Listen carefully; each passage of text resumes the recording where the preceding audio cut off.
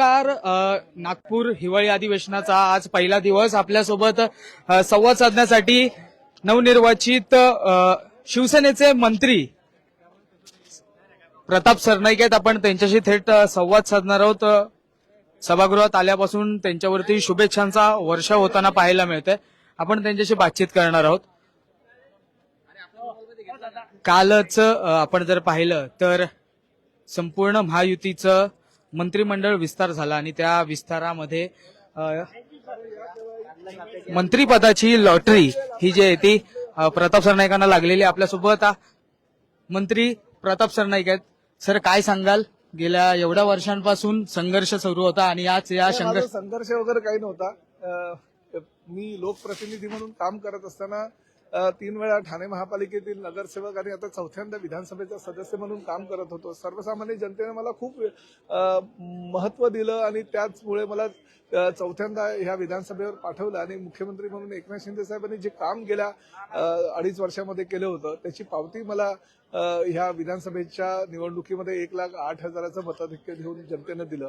त्यामुळे हा विश्वास जनतेचा आहे, हे प्रेम जनतेचं आहे. जनतेनेच मला एवढ्या मोठ्या प्रमाणात या ठिकाणी मतदान करून पाठवलेलं असल्या कारणानं तो विश्वास सार्थ करण्याचा आणि महाराष्ट्राला गतिमान करण्याचा मुख्यमंत्री देवेंद्र फडणवीस, अजितदादा पवार आणि एकनाथ शिंदे साहेबांच्या नेतृत्वाखालचं हे सरकार चांगलं विकासाचं काम किंवा विकासाचं पॅटर्न ह्या राज्यासाठी राबवेल याची मला कल्पना आहे. ठाण्याला आता 2 मंत्री मिळाले. ठाण्याचा विकास आता कशा पद्धतीने? 100% होणार.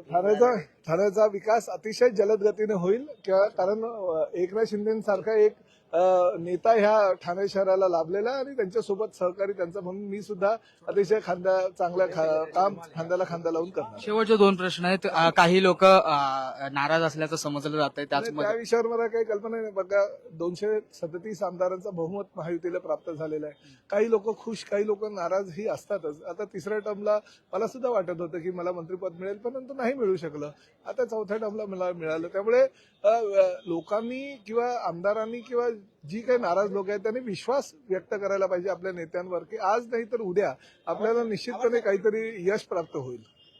आपल्यासोबत प्रतापजी सरनाईक आहेत, मंत्री प्रतापजी सरनाईक आहेत. नक्कीच आपण जर पाहिलं तर या ठिकाणी एक वेगळंच दृश्य आपण जर पाहिलं तर पाहायला मिळतंय. विरोधक असतील काय म्हणजे नेमक्या काय? पण याआधी तुम्ही खुश होतात की शेजारचे आमचे मुख्यमंत्री आहेत, आता शेजारचे मंत्री सुद्धा झालेले. नाही, तुमची माहिती करता सांगतो. जितेंद्र आव्हाड आणि माझं राजकीय करिअर सुरुवात झालं. आम्ही NSUI विद्यार्थी संघटनेच्या माध्यमातून नंतर युथ काँग्रेसमध्ये गेलो. युथ काँग्रेसचा प्रवास करता करता आमचा 35 वर्षाचा दोघांचा प्रवास आहे आणि या 35 वर्षाच्या प्रवासामध्ये एकच आहे की यश माझ्यापेक्षा आधी याला जास्त प्राप्त झालं. कारण ह्याला आधी कॅबिनेट मंत्रीपद मिळालं, मला नंतर मिळालं.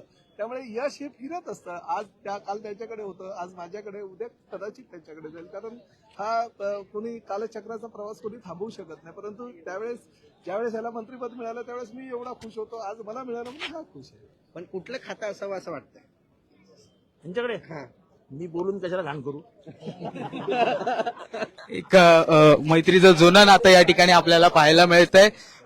मंत्री प्रताप सरनाईक असतील, त्याचबरोबर जितेंद्र आव्हाड हे एकामेकाला या ठिकाणी भेटले, त्यांना शुभेच्छा देण्यात आल्या आणि आपण जर पाहिलं तर एक वेगळं दृश्य यंदा या हिवाळी अधिवेशनात पुन्हा एकदा विरोधक आणि सत्ताधाऱ्यांचं पाहायला मिळतंय.